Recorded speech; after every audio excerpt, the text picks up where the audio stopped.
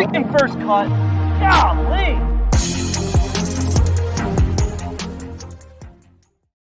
Welcome to the First Cut Podcast. I'm Rick Gehman, and this is your recap episode for round one of the WGC Workday. And joining me to break it all down, it's Kyle Porter. KP, what's going on? I love a sport where a guy named Wade Ormsby can beat the best player in the world by 9 strokes in the first round of an event for $10.5 million. It's just the best. Completely normal sport we have here on our hands. so normal. I don't know. Concession's great. So far, so good. Yeah, it's we'll talk about the board, but this is not the leaderboard that I expected. I didn't think this is how it would go, but I don't know. I think it's been fun so far. Oh, it's been awesome. It's obviously we'll talk about the top of the leaderboard. Probably going to talk about the bottom of the leaderboard as well. We've got some of the best players in the world pulling up the rear here. But what we do have real quick at the top here is a quick Tiger update, KP. And as we're going to do over the course of the next couple of days, weeks, months, whatever this is, as we get more information, we'll talk about it. So the latest updates: LA Sheriff's County says Tiger Woods was not impaired during his accident on Tuesday morning. And you actually have a piece up on CBSSports.com right now where you got a little insight from a real life doctor about the severity of Tiger's injuries. Yeah, I talked to my wife yesterday, and I was like, whenever I signed up for this job, I didn't think I'd be talking to orthopedic surgeons about fasciotomies. I don't even know how to pronounce it. Sounded let's great. Talk about it. But yeah, so I talked to Michael Zuri, who is an ortho guy out of Tampa, and we talked for a while, and he was good because you and I read that release, and it's like, I don't know, there's a bunch of words in here that I'm not smart enough to understand, and he was sort of saying like, this is really serious and like limb threatening serious still at this point, even though it's like, okay, he's stable, he's alert, like that doesn't mean this is over. Mm-hmm. By any stretch. And the thing that was the and people have probably talked about this or whatever, but the crazy, like, I understand a snap bone, like I can envision that. The part that was crazy was this fasciotomy where they like cut this sort of sheath that surrounds your muscles to release. It's like letting the air out of a balloon to release all the pressure that's built up inside the bone area. Wow. Because if not, it can start expanding and swelling, and you can lose your leg. And he was like, they have to cut it, but then you have to leave it open. I talked to him on Wednesday. He's like, I don't know this, but Tiger's probably has like a bag around his leg because it's just open. Wow. In the hospital. Just has to air out for a while. Like, I don't know another way to put it. I mean, sounds like a really weird thing to say, but that's literally, it just has to like deflate essentially. Oh, wow. And then you come back in, he was like probably skin grafts. Like it is, he used the word like it's just a devastating injury, to your body. And it was pretty sobering to talk, because you see stuff on Twitter, like, I don't know, man. Like, but when you talk to an ortho guy and it's like, oh, that's really serious. Yeah. Or, in modern medicine and modern surgery and modern technology, it's like, oh yeah, he was in surgery for, I don't know what, 8-10 hours or whatever it was. It's like, and now he's, awake and alert. But yeah, it's more to that. And we've heard people say, okay, we still got to make sure that nothing gets infected and all that stuff. Mm-hmm. So obviously, as we've been saying, the first of many steps in this process. But we did get golf today, KP. We actually got 2 different events, but we're going to focus here on the WGC. The Concession, it has a leaderboard that I don't think we envisioned through the first round. So first of all, it's Webb Simpson and Matthew Fitzpatrick at the top. Simpson, who we have routinely described as one of the most underrated players on the face of the earth, only played once on the West Coast, kind of before starting his Florida kick here. So flying in a bit under the radar, and we didn't know what to expect from the Concession, but it's a very solid 66 that has him T1 after the first round. Yeah, and it was. By the way, we still have John Rahm on the course. He might tie this thing up with a birdie at the last. But I was on HQ, I think on Wednesday night, so the day before this tournament went down, and talking about how like fade Webb, fade Webb, fade Webb. And then all of a sudden, because like he didn't play great at Phoenix, and that's sort of where he thrives. And this to me, it wasn't a park that you're like, oh yeah, Webb. Like Webb's gonna be awesome this week. And you know, he could still fall off. But I was thinking about this, and I want to get your take on this. So Fitzpatrick and Webb, neither are good off the tee. They were both unreal, basically post tee shot today. And that's kind of their deal, right? Like I was thinking, is Fitzpatrick just sort of a lesser Webb? Interesting. I've never thought of that, but so I guess the idea is like, hey, be neutral off the tee and then try to be as great as you can be from fairway through green. And we've talked about this a lot, where Webb is like the guy from fairway through green. And if Fitzpatrick is like, I don't know, 80% of that, he's probably going to have a lot of success. That's a pretty good comp. I could see that. And I think it breaks down a little bit, because I think Webb is a better iron player. And Fitzpatrick might be a little bit better putter. I don't know. I haven't really like compared their numbers head to head, but I don't know. I thought it was interesting. You know, they've both won USGA events. Obviously, Webb wins the US Open. Fitzpatrick wins the US Amateur at Brookline, and you know they both can. It's just, I think people don't realize how good you have to be post tee shot to keep up with like the DJ, Rory, that whole crew. And they were both, I mean, they made a combined 1 bogey on a course that, I mean, I don't have the numbers in front of me. It felt like doubles and triples were everywhere, and they only made 1 bogey combined. So I was super impressed by both of them. Yeah, and as we talk, John Rahm just punched out of the tree. So unless he holds this I don't know what he is, like 150, 180 yards out for birdie, he's not going to get to that number, but looks like he's out of trouble. You know, the Fitzpatrick stuff, a little Fitz magic actually is what it is in round ones. So Justin Ray has his last 2 opening rounds. So at Riviera, he shoots a 66 and hits 8 greens. At the Concession, he shoots a 66 and hits 15 greens. Again, this is a very weird sport, and there are a lot of ways to get it done. Yeah, there are. And, you know, do you think Concession, so both of these courses, and I was thinking about this as it relates to Riviera, they're both difficult, right? And I think they're difficult in different ways. But I'm not totally sure what I mean by that. The way I view Concession is that it seems wider open, like in terms of your tee shot there's kind of more room to play with off the tee than Riviera. And Riviera, it seems like and Cantlay and Spieth said this, you have to have your leaves have to be in the right spot. Right. And with Concession, it's like, I think it's more penal if you miss the green.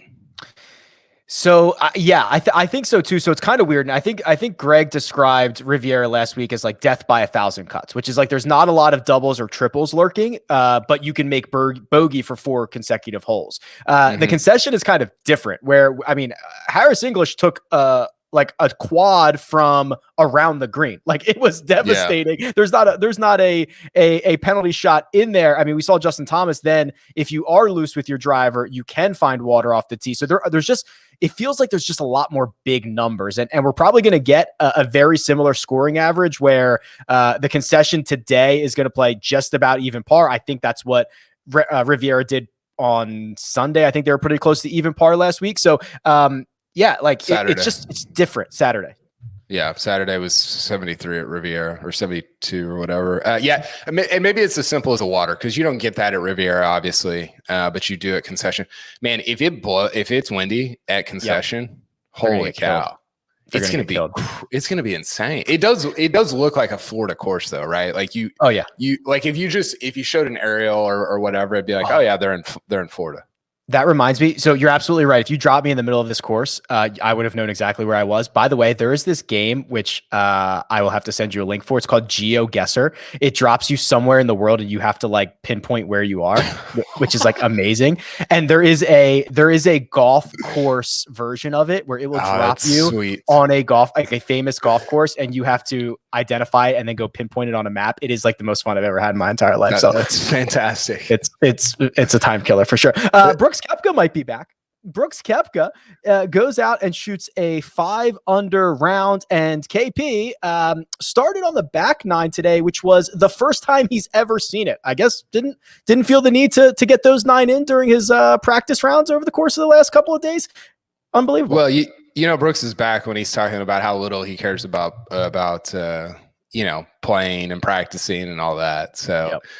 I mean, he was great. You know, he putted it really well. He had a 35-footer that I watched on, was it 7, 8, somewhere around the end of his round. And he putted it great. So I don't look. I think he's gonna play well this week. It felt I really wanted to pick him for our one and done, but I got scared because I was like, oh, it's not a major, you know. But he does seem to be. I wonder how much of it for him is just like the confidence and the swagger stuff, you know, of just like, I think a lot. I'm the best, you know what, player in the world, and as long as he's healthy and he's thinking that way, it seems like he's gonna be. I don't know. He's the swag's back. If there was a major tomorrow, like that started, if the first major started next week, and I was doing my like rankings list of who's going to, you know, most likely to win, he'd be 2 or 3. I mean, he just would, based on Phoenix, based on kind of the first round. I mean, it feels like he's, I don't know if, I think mentally he's sort of back to where we're used to him being, I guess. Yeah, he looks good. He looks really good. Flipping this leaderboard over, there are some big names who did not play well around the concession. Bryson DeChambeau shot a 77. That's 5 over par. Justin Thomas actually fought back. He started out, I think he was 4 over very early. He finished at 1 over par. There's another one I'm missing down here. Oh, Dustin Johnson, he's the number 1 player in the world. Also a 5 over round of 77. And then KP, Matthew Wolff is broken. And he shot an 81. 83. That's 11 over.